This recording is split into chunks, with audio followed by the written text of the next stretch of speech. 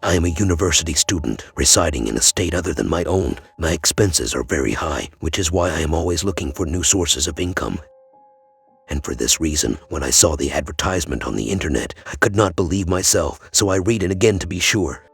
A babysitter is required for one night only for a 15-year-old girl. You are only required to take care of her. The girl is healthy and does not suffer from any diseases, physical or psychological, but her father and mother are forced to go to a family dinner in another city. We will pay $1,000. If you are interested, call us at this number.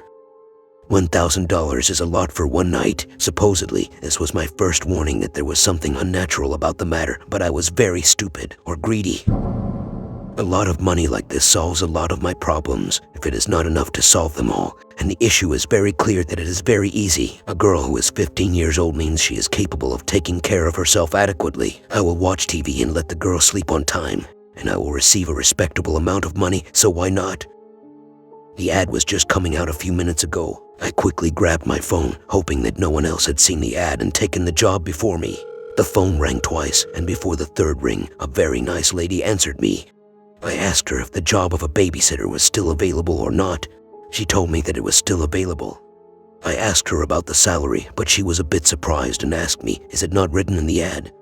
I felt ashamed when I said it. No, it is written, but I wanted to make sure, not more. $1,000, but if you feel that they are few, we can pay you a little more. It's not a problem, she said. I wrote the address quickly before I finished the call. The second thing that should have alerted me to the fact that the job was unnatural was her approval of me without even seeing me or ensuring that I could do the job. But my need for money blinded me.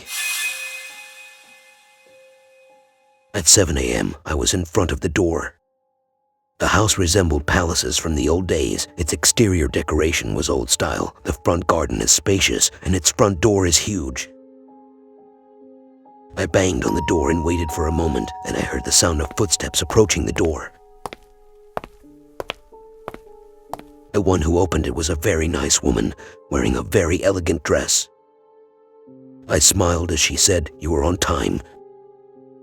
She smiled as she moved away from the door to allow me to enter and said, "It seems that we will like each other."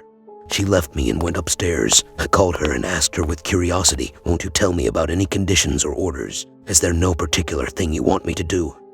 She stood in her place, looked at me, and said with a big smile, "Take care of Sophie only. She has a wide imagination and may try to scare you. I only want you to take care of her."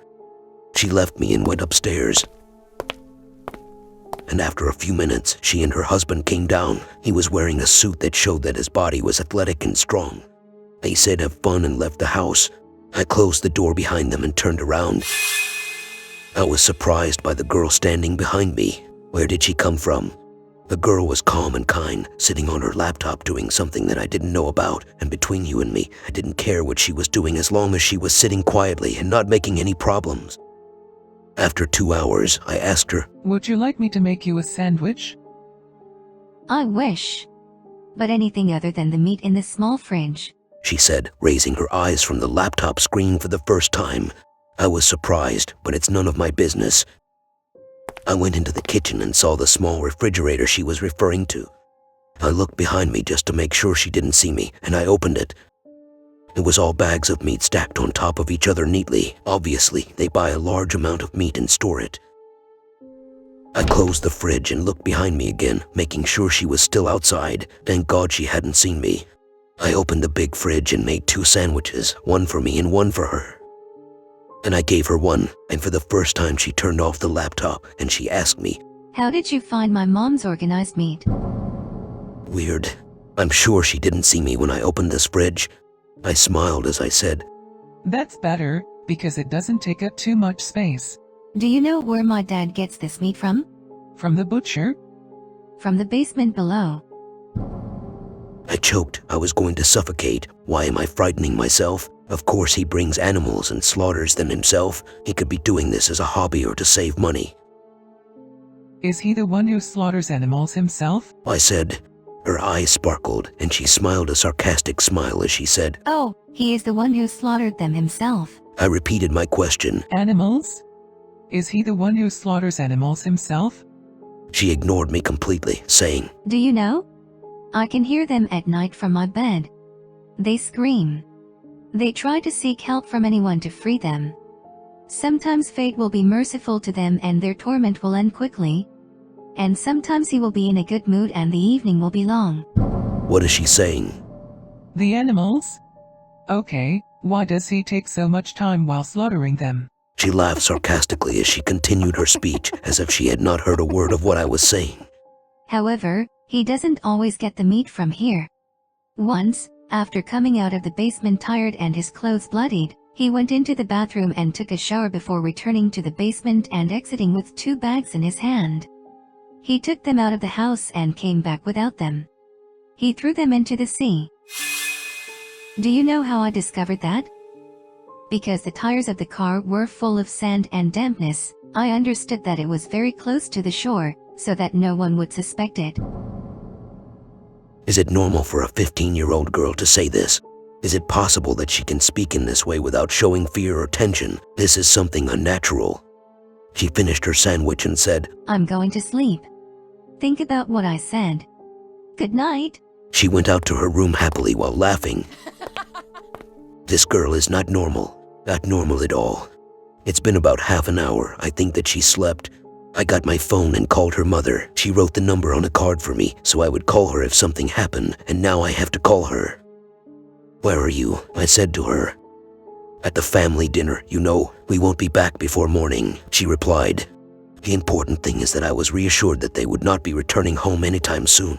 I looked at the basement door before I gathered up my courage and moved towards it with my legs trembling. I know that her mother told me that she would try to scare me, but I have to make sure. I have to make sure for myself.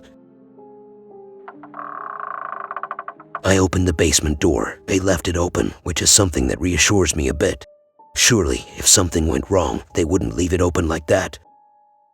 I looked for the light switch but couldn't find it. That means it's at the bottom, at the end of the stairs, and I have to go down slowly until I get to it and turn it on. But there was another solution. I turn on my flashlight and see what's happening. Oh, I wish I hadn't done that. The basement was equipped at the highest level to be a killing ground.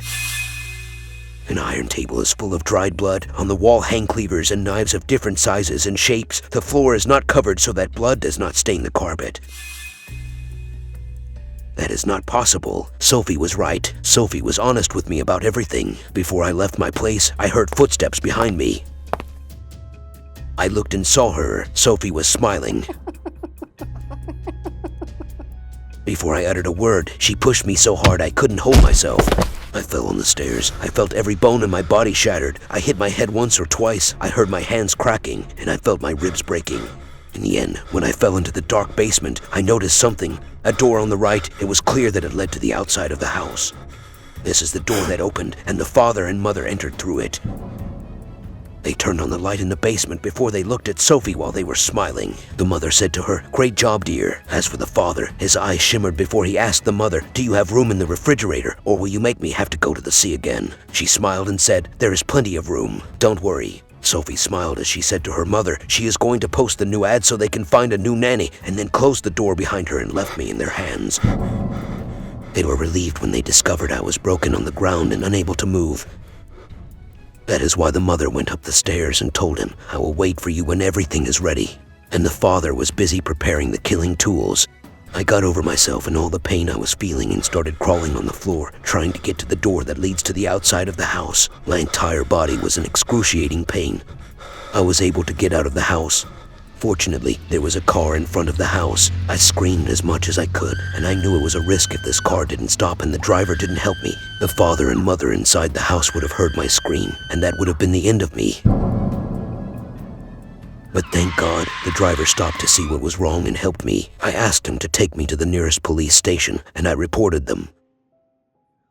Unfortunately, when the police arrived, they did not find any trace of them, and the house was rented under a false name and forged papers. Strangely, how did the father and mother convince their 15-year-old daughter to participate with them in something like this? And the most important question is, when this girl grows up, what will she be? Hello everyone, I hope you enjoyed the story. Don't forget to subscribe to the channel and become a member of the Midnight Screams family. Also don't forget to like and share the video with your friends. And if you have a horror story or other terrifying experience, you can send it to the email address in the description. Wait for me every Sunday and Wednesday with a new animated story, and activate the bell button to receive all new updates. I love you so much. Have a nice day.